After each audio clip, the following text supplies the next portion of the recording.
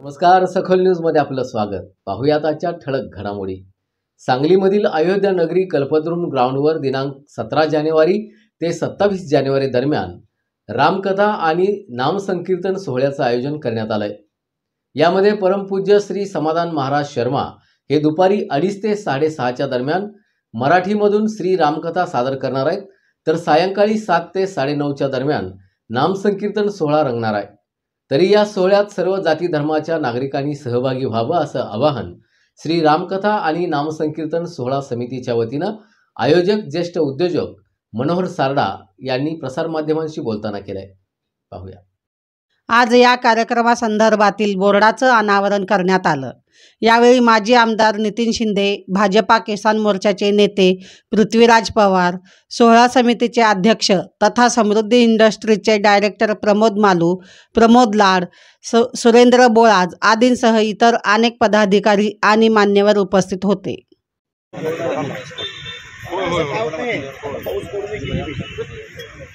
Phone आला होता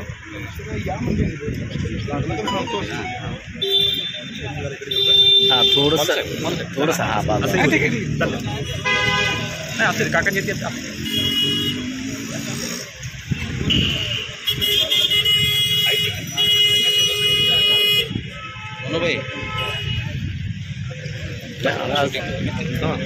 समोर हे घेतो ना समोर बॅग येते.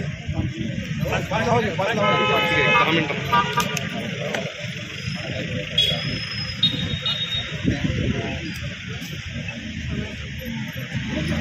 तांदूळ टाका. तांदूळ नारळ बाजार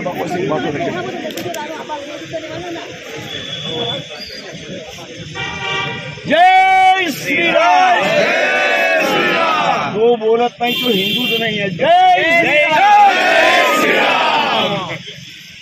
काय करताय, काय चाललंय काय देशात? निर्भीडपणे पुढं वा. एक मिनिट, विसापुरीनं बोलवा. विसापुरी हात लावा. तिथे या, इथं उभं राहा. विसापुरीनं हात लावा. आणि अण्णा अण्णा दोघ जण दोन्ही बाजूला धरा.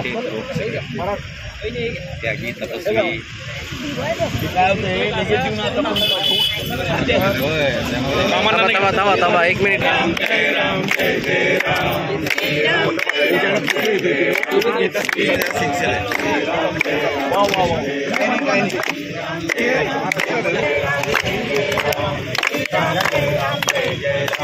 श्रीराम जय राम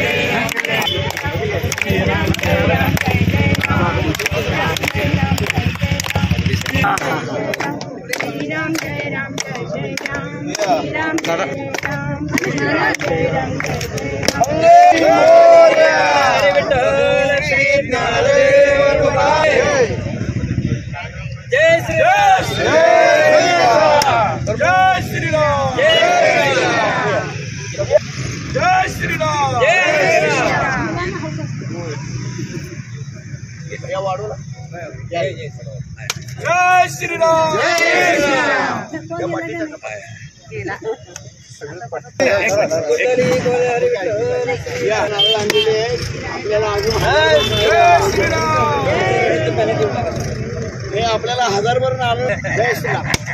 जय श्रीराम.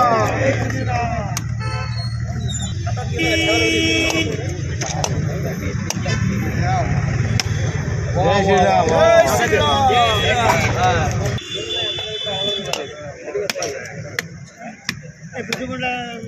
आहे कुठे?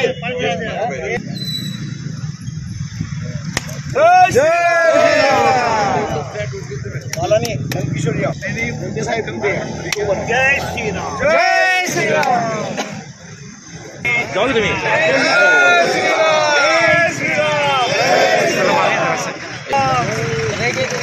बजरंग बली की जय. बजरंग बली की जय.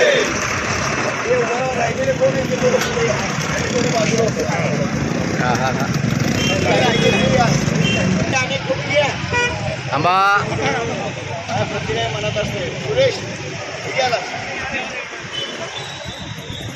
श्रीराम जय श्रीराम जय श्रीराम जय श्रीराम जय श्रीराम. हे धारवाड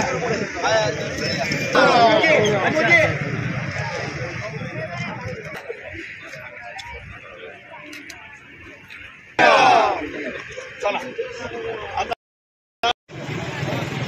आपल्या सांगलीमध्ये अयोध्यामधील राम मंदिर झाल्यानंतर प्रथम वर्धापनाचा एक निमित्त साधून सांगलीत गेल्या जवळजवळ 40 वर्षापासून आपण अनेक आध्यात्मिक कार्यक्रम करतो. त्यामध्ये श्रीमद भागवत कथा करतो, रामायण करतो, ज्ञानेश्वरी पारायण करतो किंवा गीतेवरचे सगळे प्रवचन वगैरे ठेवतो.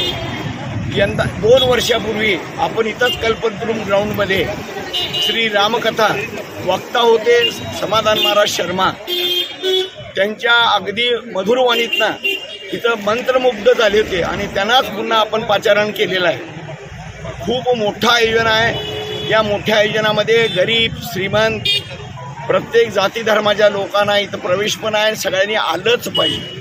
हा कार्यक्रम कोणाची व्यक्तिगत नाही आहे. रामकथा म्हणजे सगळ्या विश्वाची कथा आहे. विश्वामधलं सगळ्यात मुख्य ग्रंथ आहे.